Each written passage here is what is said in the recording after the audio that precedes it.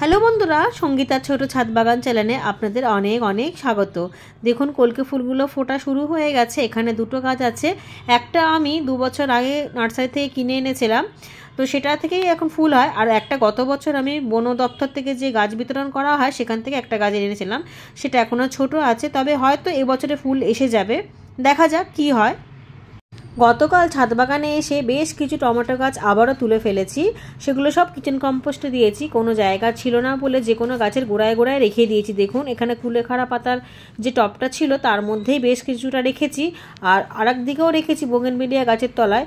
অনেক গাছ ছিল তো আর কিছু জায়গা আনিনি, মানে কোনো টাপ রাখার মতো, তাই এখানেই রেখে দিয়েছিলাম। সেগুলো কালকে আর বিকালবেলা হয়ে গেছিলো বলে, মানে সন্ধে সন্ধে হয়ে আসছিলো বলে তোলা হয়নি। সেইগুলোকেই এখন তুলে নেবো টমেটোগুলোকে, তারপর বাগানে অন্য সব কাজ করব। 2 সপ্তাহ আগে যে গাছগুলো তুলেছিলাম সেগুলো এই টাপের মধ্যে রেখেছিলাম, রোদ খাইয়ে দেখুন অনেকটাই গাছগুলো শুকিয়ে গেছে। এবার যে কোনো গাছের বেড তৈরি করতে গেলে এইগুলোকে ব্যবহার করা যেতে পারে।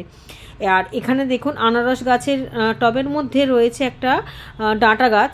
সেই ডাঁটা গাছটাকে তুলে নেব, ঝোল রান্না করব, নিরামিষে বড়ি দিয়ে ঝোল করব। তো এমন জায়গায় হয়েছে যে কাঁটা খেতে হচ্ছে, কারণ কি এখানে লেবু গাছ আছে। আর এদিকে বাতাবি লেবু গাছের গোড়ায় আমি অনেক পালং শাকের বীজ দিয়েছিলাম শীতের শেষে, সেটা আপনাদেরকে দেখিয়েছিলাম। সেই পালং শাকগুলোই এখন তুলে নেবো, কারণ গাছে একটু খাবার দিতে লাগবে। আর পালং শাকগুলো দেখছি ঝিমিয়ে যাচ্ছে, যেহেতু শীতের সবজি তো তাই এত গরম নিতে পারছে না, তাই সমস্ত পালং শাকই তুলে নেবো। আর অন্য কিছুও তুলবো, কারণ অনেক সবজি তোলার মতো হয়ে গেছে। আর নিজের বাগানের জৈব পদ্ধতিতে করা এই শাকগুলোর টেস্ট কিন্তু বাজারের তুলনায় অনেকটাই বেশি। অনেকটা শিম তুলবো, তবে এই শিম গাছটা আজকে তুলে দেবো। আজকে যেহেতু অনেক সকালবেলা ছাদে এসেছি, তাই খানিকটা সবজি এখন তুলবো, আবার খানিকটা সবজি রান্না ঠান্না করে তুলবো, কারণ এই শিম গাছ থেকে আর বেশি একটা শিম পাওয়া যাচ্ছে না। আর এদিকে লাউটা ভেবেছিলাম তুলবো, কিন্তু এখন তোলার মতো আর সময় নেই, তাই এটা খানিকক্ষণ পরে তুলবো। এখন মোটামুটি যে সবজিগুলোকে তুলে নিয়ে যাব সেগুলো রান্না ঠান্না করার পর বাকি কাজগুলো করব। আজকে বাগানের অনেক কাজও আছে। আর এদিকের এই বেগুনগুলো দেখুন বেশ গোল গোল হয়েছে, আর এপাশে আর একটা লাউ হয়েছে, সেই লাউটাও অনেকটা ছোট। গাছের এদিকে ডগা পাতা অনেকবার তুলে খাওয়া হয়েছে, তবে লাউটা একটু বড় হোক। 2 দিন ধরে ভুলে যাচ্ছি হলুদ গুঁড়ো আনার জন্য, কারণ এখানে টবের মধ্যে যে রজনীগন্ধার বাল্বগুলো দিয়েছি মাঝে মাঝেই কিন্তু হলুদ গুঁড়ো দিতে হবে, কারণ রজনীগন্ধাতে প্রথম থেকেই যদি এই হলুদ গুঁড়ো না দেওয়া হয় বা কোনো ফাঙ্গিসাইড না দেওয়া হয় তাহলে কিন্তু ফাঙ্গাস লেগে যায়, আবার পোকাও লেগে যায়, মিলিবাগও লেগে যায়, সেখানে কিন্তু ফুল আসতে অনেকটাই দেরি হয়ে যায়। কয়েকদিনের মধ্যে যেহেতু অনেক গরম পড়ে গেছে, তাই গাছে খাবারের পরিমাণটাও কিন্তু বেড়ে গেছে। ঘন ঘন তরল সার দিতে হচ্ছে। আর কালকে তরল সার দিতে গিয়ে কিছু গাছ আমি এদিক ওদিক করেছি, কারণ রাত্রির হলেই একটু হাওয়া দিচ্ছে, বেশ একটু না বেশ ভালোই হাওয়া দিচ্ছে। তো সেই জন্য আমি মাটির যে টবগুলো আছে সেগুলো একটু ভেতরের দিকে রাখলাম, আর প্লাস্টিকের যে টবগুলো সেগুলো সাইডে রাখলাম। পড়লে এগুলো ভাঙবে না, কিন্তু মাটিরগুলো ভেঙে যেতে পারে। খানিকটা ডাঁটা শাক এখান থেকে তুলে নেবো, আর এই কচি কচি ডাঁটা শাকগুলো খেতে কিন্তু বেশ লাগে। আর এদিকেও 2টো ব্রকলি গাছ এখনও পর্যন্ত রয়েছে, এর ফুল সবে মাত্র হচ্ছে, আর দেখছি ভালোই বাড়ছে, তবে এখনও তোলার মতো হয়নি, এখনও অনেকই ছোট। আর কদিন হোক তার মধ্যেই তুলে নেবো। দেখুন কি সুন্দর। তবে ডাঁটা শাক যে এখানেই রয়েছে তা না, আমার 4তলা ছাদেও রয়েছে, সেখান থেকেও খানিকটা ডাঁটা শাক তুলে নেবো, আর ডাঁটাও তুলবো। চলুন তাহলে। এখানে যে দেখুন বেগুন গাছগুলো রয়েছে সেখান থেকে আবার নতুন করে বেগুন আসতেও শুরু হয়ে গেছে। প্রতিটা গাছে 1-2 করে বেগুন হচ্ছে, কিন্তু যেহেতু অনেকটাই গরম পড়েছে তাই বেগুনগুলো খুব একটা বড় হবে না, ছোট ছোট থাকতেই তুলে নিতে হবে, না হলেই বীজ হয়ে যাবে। আর ডাঁটা শাকগুলো দেখেই মন ভরে যাচ্ছে, কি টাটকা টাটকা দেখুন, আর রঙটাও কি সুন্দর সবুজ এসেছে। তো এগুলোকেও তুলে নেবো, তুললে আরও হবে। আর ডাঁটা শাক তো খুব সহজেই হয়ে যায়। আমি কিছুটা দানা সব গাছের গোড়ায় গোড়ায় দিয়েছিলাম। তবে শুধু ডাঁটা শাক না, যে কোনো শাক গাছই খুব সহজেই ছাদ বাগানে বা যে কোনো জায়গাতে হতে পারে। গ্রাউন্ডে তো আরও ভালো হয়, তবে ছাদেও কিন্তু বেশ ভালো হচ্ছে। সেটা একটা ছোট জায়গার মধ্যেও কিন্তু খুব ভালো হয়ে যায়। আমার কাছে তো ছোট ছোট জায়গাতেই খুব ভালো হচ্ছে, আপনাদেরও হবে। শাক গাছ দিয়ে আপনারা চেষ্টা করে দেখবেন কত সহজে হয়ে যায়। আর শাক গাছ কিন্তু সব সিজনেই ভালো হয়, যে সিজনের যে শাক। আর এদিকে দেখুন ঝিঙে কিন্তু আবারও পড়তে শুরু হয়ে গেছে, আর বেশ বড় বড়ও হচ্ছে। এখানে কিন্তু একটাই গাছ রয়েছে, আর একটা গাছ কিন্তু নিচের গোড়াটা ভীষণই পাতলা, কিন্তু ফল ভালো দিয়ে যাচ্ছে। এর আগে 2টো তোলা হয়ে গেছে, আবারও নতুন করে দেখুন ফুলও এসেছে, আর দিব্যি বাড়ছে এখন। আর এখনও পর্যন্ত গাছে কিন্তু কোনো প্রবলেম হয়নি, বেশ ভালোভাবেই গাছটা গ্রোথ করছে আর ফলও দিয়ে যাচ্ছে। ঝড় বৃষ্টি হবার কথা শুনছি, প্রতি বছরই শুনি, তবে প্রতি বছরেই দেখতে পাচ্ছি অন্যান্য জায়গার তুলনায় আমাদের এখানে কলকাতাতে ঝড় বৃষ্টি কমই হয়। এবারও তাই হচ্ছে, অন্যান্য জায়গায় দেখছি বেশ বৃষ্টি হচ্ছে। সেইভাবেই কিন্তু আমি ছাদ গুছিয়ে গেছিলাম, কিন্তু তেমনভাবে কোনো বৃষ্টি হচ্ছে না। আমাদের এখানে হচ্ছে একেবারেই অল্প অল্প, না হওয়ার মতনই। তবে তেমনভাবে বৃষ্টি বা ঝড় না হলেও ঠান্ডা ঠান্ডা হাওয়া দিচ্ছে কিন্তু দারুণ। আর এই হাওয়াটাই কিন্তু এই সময় ভীষণ ভালো লাগে। এখানে যে সবেদা গাছটা দেখুন, সেখানেও কিন্তু একটা লাউ হয়েছে, ওই যে হলুদ ব্যাগ দিয়ে বেঁধে রেখেছিলাম, ওই পোকামাকড়ের উৎপাতের জন্যই বেঁধে রাখা, আর কোনো কিছুই না। আর এদিকের গাছটা কিন্তু নিচেরই গাছ, মানে তিনতলার গাছটাই বেয়ে ওপরে চারতলায় উঠেছে। এমন এমন জায়গায় লাউগুলো হচ্ছে, কিছু করার নেই। তো ছোট্ট লাউ হলেও কিন্তু টেস্টি, তুলে নিলাম। বেশি বাড়বে না, যেহেতু গোল লাউ, শীতের লাউ, তাই জন্য বেশি বাড়বে না বলে তুলে নিলাম। এখান দিয়ে কয়েকটা ভেন্ডিও তুলে নেবো, যেহেতু ভেন্ডি হওয়া শুরু হয়ে গেছে। এগুলো ছোট জাতের গাছ। ছোট জাতের গাছ মানে ছোট অবস্থাতেই ফল দেবে, ফল দিতে দিতেই বাড়বে গাছগুলো। আমি প্রতি বছরই দু রকমের ভেন্ডি লাগাই, তবে এবছরে যেটা ছিল সেটাই লাগিয়েছি। লম্বা জাতের ভেন্ডিটা আমার এখনো পর্যন্ত লাগানো হয়নি। তবে ছোট ছোট গাছ হলে কি হবে, একটা গাছে দেখুন দুটো তিনটে করে কিন্তু ভেন্ডি হয়েছে, আর ভেন্ডিগুলো দেখতে কতটা কিউট লাগছে। আপনারা তো জানেন ভেন্ডি ছোট থেকেই তুলে নিতে হয়, না হলেই বুড়ো হয়ে যাবে, খাওয়া যাবে না। আর গাছের প্রথম সবজি, সেটা তো নষ্ট হতে দেওয়া যাবে না। আর এদিকে দেখুন ফুলও ফুটে গেছে। এদিক দিয়ে একটা বেগুনও তুলে নেবো, বেগুনটা বেশ গোল হয়েছে আর বেশ নরম সরম। এটাকেই তুলে নিলাম, কারণ কি এটা দিয়ে ভাজা করব বা ঝোলও করতে পারি বড়ি দিয়ে। তো অনেক সবজি তুলে নিয়েছি, সকালবেলা খানিকটা তুলেছি, তারপর রান্না ঠান্না করে এসে ঘরে সমস্ত কাজ করে আবারও খানিকটা তুলে নিলাম। আর অনেকটা পুজোর ফুলও তুলে নিয়েছি বিকালের জন্য, সকালের পুজো যেহেতু হয়ে গেছে। আর এদিকে দেখুন এই যে সিম গাছের বেডটা, যেটা তখন বললাম সকালবেলায় যে তুলে দেবো, বেশি সিম হচ্ছে না, সেই সিম গাছের ক্যারেটটাই পুরোটা খালি করেছি। খালি করে ক্যারেটটাকে আবারও এই যে শুকনো ডালপালাগুলো ছিল টমেটোর, সেগুলো দিয়ে ভরে নিয়েছি।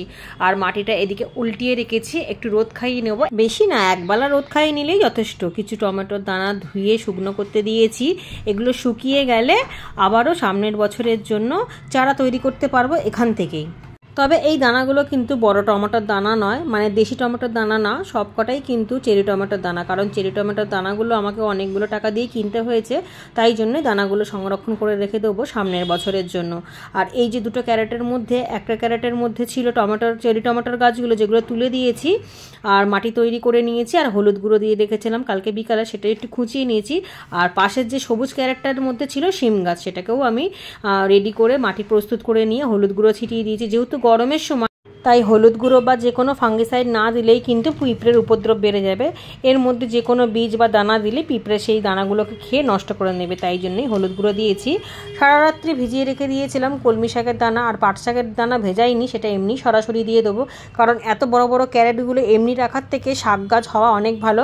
এর মধ্যে এখন আর কোনো লতানো গাছ করব না, যেহেতু গরমের সময় লতানো গাছ খুব একটা বেশি ভালো হবে না। তবে যেটুকুনি করার দরকার সেটুকুনি করবো, খুব একটা বেশি করবো না। শীতের ব্যাপার আলাদা, শীতের সময় হালকা হালকা রোদ থাকে, তাই গাছ খুব ভালো হয়। আর গরমের সময় অনেক বেশি যত্ন নিতে হয়, মানে বারবার জল দিতে হয়, ফাঙ্গিসাইড দিতে হয়, যেহেতু খাবারও অনেক পড়ে তাই ওষুধও অনেক দিতে হয়। সেই জন্যই আমি অনেক বেশি গাছ করব না। গরম ক্যারেটের মাটি তো অনেকবার করা আপনাদেরকে দেখিয়েছি, কিছুই না, শুধুমাত্র গোবর সার আর যে কোনো একটা মিডিয়া দিয়েই তৈরি করে নিয়েছি। দানা ছড়িয়ে তার উপর একটু জল ছিটিয়ে দিয়েছি। জলটা আমি আগেও ছিটিয়েছিলাম, মানে কালকে যখন হলুদ গুঁড়ো দিয়েছিলাম তখনও ছিটিয়েছিলাম, মাটিটা ভিজিয়ে রেখে গেছিলাম। এখন দানা দেওয়ার পর আবারও কিছুটা ছিটিয়েছি, তবে হুড়মুড় করে জলটা ঢেলে দেবো না। হুড়মুড় করে জল ঢেলে দিলে দানাগুলো সরে যাবে, তখন দেখা যাবে একটা জায়গাতেই গোছাকারে হবে আর অন্য জায়গাগুলো ফাঁকা থাকবে। একটা বড় প্লাস্টিক এনেছি, দুটো ক্যারেট একেবারেই ঢাকা হয়ে যাবে, কারণ ঢাকা না দিলে যদি পাখির চোখে পড়ে যায় তাহলে দানাগুলো খুঁটে খুঁটে খাবে এবং নষ্টও করবে। সেই জন্য 2 দিন ঢাকা রাখবো। ঢাকা দিলে এমনিতেও অত রোদের তাপ পড়বে না, অতি সহজেই কিন্তু অঙ্কুরগুলো বেরিয়ে আসবে আর চারা গাছগুলো উঠে যাবে। আর এদিকে দেখুন ছোটো মোটো করে আমি মাছা তৈরি করেছিলাম কালকে বিকালে, তো আজকে জিপটাই দিয়ে আরও কিছুটা জায়গা বেঁধে দেবো। আর এগুলো দিয়ে কিন্তু মাচা বাঁধতে আমার ভীষণই সুবিধা হয়। আগে দড়ি দিয়ে বাঁধতাম, সেই দড়িগুলো বৃষ্টিতে বা রোদেতে শুকিয়ে ছিঁড়ে যেত বা বৃষ্টিতে নরম হয়ে গিয়ে ছিঁড়ে যেত। আর এই জিপটাই দিয়ে করাতে আমার কিন্তু মাচাগুলো বেশ ভালোও হয়, আর ছিঁড়েও যায় না, খুলেও যায় না, বেশ শক্তমক্ত হয়। দেখুন আমি আগে এই রকম দড়ি দিয়ে করতাম, এখন এটা দিয়ে করি, খুব তাড়াতাড়ি হয়ে যায়, খুব বেশি দামও নেয় না। সাইজ অনুযায়ী দাম হয়, তবে একটা গোছার মধ্যে অনেক কটাই থাকে। আমি এই নিয়ে একটা বছর গোটা ব্যবহার করলাম। যখনই প্রয়োজন পড়ে সাইড দিয়ে মাছা করি। আমি কোনো সময় ছাদের মধ্যে ঘিরে মাছা করি না, যেহেতু আমার ছাদ ভীষণই ছোট। ছাদ ঘিরে যদি ওপর দিয়ে মাছা করি তাহলে জঙ্গল হয়ে যাবে, আর অন্যান্য গাছ কিন্তু রোদ পাবে না। আর গাছে রোদ না পেলে তো সঠিক খাবার পাওয়া যায় না, কারণ কি আপনি কৃত্রিমভাবে কত খাবার দেবেন। আর যেহেতু রোদই হচ্ছে গাছের আসল খাদ্য, সেই জন্য রোদ দেওয়াটা তো খুবই দরকার। এগুলো তো আর ইনডোর প্ল্যান্ট না যে আমরা ছায়াতে করব। এখানে দেখুন কমলা রঙের ট্রেটার মধ্যে লাউ গাছ ছিল, সেই লাউ গাছগুলোকে তুলে দিয়ে এর মধ্যেই 2 সপ্তাহ আগে মাটি তৈরি করে পাট শাকের দানা দিয়েছিলাম। সেই দানাগুলোই জার্মিনেট হয়ে গিয়ে শাক হয়ে গেছে, আর বেশ ভালো হয়েছে। তো পাতার মধ্যে কোনো দাগ নেই, কোনো স্পট নেই, কোনো পোকার আক্রমণ নেই, একদম ফ্রেশ পাতা, একেবারেই তোলার মতো হয়ে গেছে। 2-1 দিনের ভেতরে তুলে নিতে হবে। তবে এই পাট শাক কিন্তু ছাদ বাগানে আমি এই প্রথমবার করেছি। প্রথমবার করাতেই দেখুন কত ভালো রেজাল্ট হয়েছে, তাই জন্যই আবারও আনিয়ে এই যে নতুন করে দিলাম, একটুখানি আগে বেডে দেখালাম। তো এর মধ্যেই কিন্তু ভালোভাবে উঠে যাবে, যেহেতু গরমের শাক তাই খুব ভালোভাবেই উঠে গেছে। ঠিক তেমনইভাবে পুদিনাও আমি এইভাবে করেছি। দেখুন গাছের ডাল কাটাই ছাটাই করাটা ভীষণ দরকার। এই নিয়ে এই ছোট্ট নিম গাছটা, আমার হাইটের সমান গাছটা, 3বার আমি কিন্তু পাতা তুললাম। কচি কচি নিম পাতা 3বার পেলাম। যত বেশি ডাল কাটবো তত বেশি গোছালো হবে। দেখুন ছোটোই তো নিম গাছটা, তবুও 3বার কচি কচি নিম পাতা বেরিয়েছে। আর পাতাগুলো যখন বুড়ো হয়ে যাবে তখনও কাজে লেগে যাবে, আর এর ডাল তো কাজে লাগেই। খোলা আকাশের তলায় চাষবাস করি, তাই পাখির চোখ থেকে কি আড়াল করা যাবে? যতই প্লাস্টিক দিই, দেখুন পাখি এসে হাজির। একটু প্লাস্টিকটা সরলেই দানা নিয়ে নষ্ট করবে, খাবে কম, নষ্ট করবে বেশি। ঠিক টকে টকে রয়েছে। যাই হোক, তাদেরই তো বাগান, করুক, রামরাজত্ব করুক। তো প্লাস্টিকটা তুলে একবার চেক করে নিলাম, জলটাও একটুখানি দেখে নিলাম। তবে খুব বেশি জল দিয়ে ঢাকলে কিন্তু সব দানা কিন্তু নষ্ট হয়ে যাবে। তবে সব জায়গাতেই যেহেতু কম বেশি ঝড় বৃষ্টি হচ্ছে, তাই জন্য এখন যা কিছু শুকনো করতে দেওয়ার জিনিসগুলো আছে সেগুলো ঢেকে রাখাই ভালো। সে শুকনো পাতা, ডালপালা যাই হোক না কেন। আর এই সময় মাটি না রোদে দেওয়াটাই ভালো, কারণ অল্প একটু বৃষ্টি হলেও তো মাটিটা ভিজে যাবে, আর বেশি বৃষ্টি হলে তো কথাই নেই, তখন পুরো ছাদটাই নষ্ট হয়ে যাবে। সেই জন্য আমি কিন্তু কোনো মাটি এখন রোদে দেবো না। এই ঝড় বৃষ্টিটা একটু কমুক। আমাদের এখানে যদিও বা কম হচ্ছে, কিন্তু অন্যান্য জায়গায় তো হচ্ছে। আর আমরা এখন যেহেতু অনেকেই ছাদে বাগান করি, সেহেতু এই জিনিসগুলো এখন লক্ষ্য রাখাটা খুবই দরকার। আর এইদিকে শাকগুলোও দেখুন বেশ তোলার মতো হয়ে গেছে, এইগুলোকেও তুলে নেব। তবে শাক তোলার সময় এটা লক্ষ্য রাখা খুবই দরকার যে শেকড় যাতে উঠে না আসে। সে 2-1টা উঠে আসবেই, কিন্তু সব যদি উঠে আসে তাহলে কিন্তু সেখান থেকে আর শাক পাওয়া যাবে না। সব সময় শাকের মাথা কেটে নিতে হবে, মাথা কেটে নিলে অনেকটা ঘন হবে। আর যখনই কোনো দানা বা বীজ আপনারা রোদে দেবেন, তখনই লক্ষ্য রাখবেন যাতে পাখিতে না নিয়ে যায়। সেই জন্য হালকা পাতলা কোনো কাপড় দিয়ে ঢেকে ইট চাপা দিয়ে দেবেন সাইড দিয়ে। আমি যেমন এখানে কিছু দানা রোদে দিয়েছি, আর ওই যে হলুদ রঙের বস্তাটা রয়েছে জালি জালি, সেই বস্তাটা চাপা দিয়ে দেবো, কারণ পাখিতে নিয়ে গিয়েই নষ্ট করবে। ভিডিওটা আমি এখানেই শেষ করলাম। সবাই খুব ভালো থাকবেন।